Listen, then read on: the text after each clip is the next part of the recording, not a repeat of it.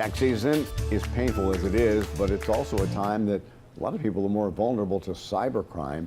Scammers have a number of ways to steal your money and information. We're being joined by wealth manager Eric Williams to talk about how to protect yourself. And Eric, this is a big problem, and it's not just with people who file electronically. It's also people who are sending their returns in by mail.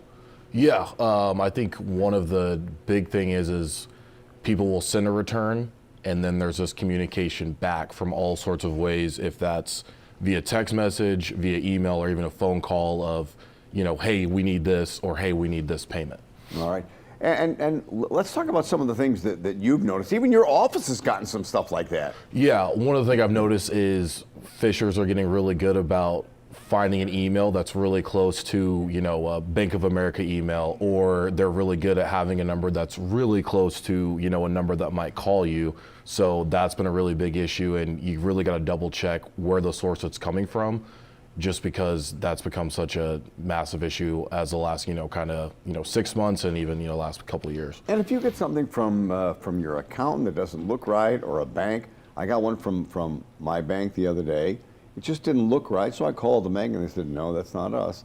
Don't click on it. I said, well, that's why I called you. I didn't click on it. Mm-hmm. Yeah, that's one of the biggest things that, we're taught in our industry, and I think it goes for, everyone, no matter what they're in, is if you see something just a little off, never click on it. Always just double check.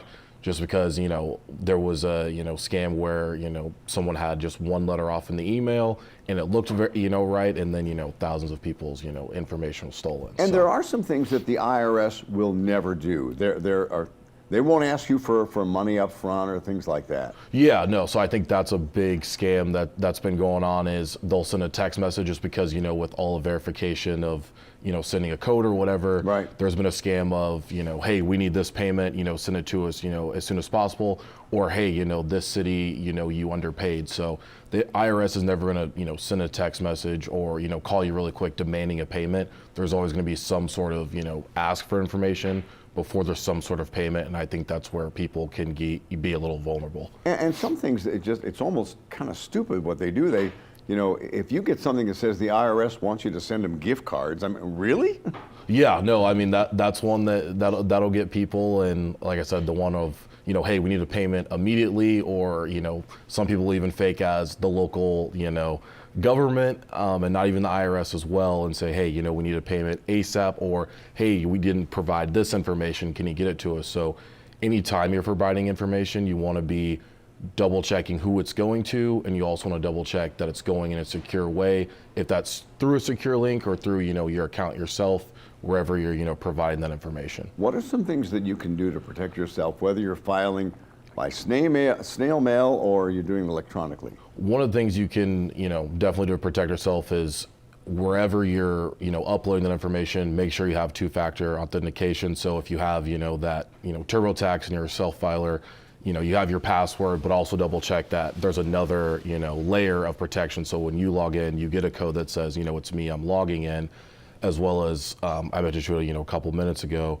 Anytime you're giving information to someone, verify the source, making sure that is your accountant, and if it is an accountant or that government that asks for that information, making sure it's going in a secure place and asking them how they're going about your information, and making sure it is a secure way as opposed to just singing over Wi-Fi that people will do. And if you have any doubt, call your accountant, your bank, or whomever, to make sure it's them and not some fisher doing that. Yeah, no, absolutely. I think that's one of the biggest things, is just double check the source as opposed to, they need this information, let me go ahead and send it off. So, all right. Well, thank you very much, Eric. We appreciate that. Thank you.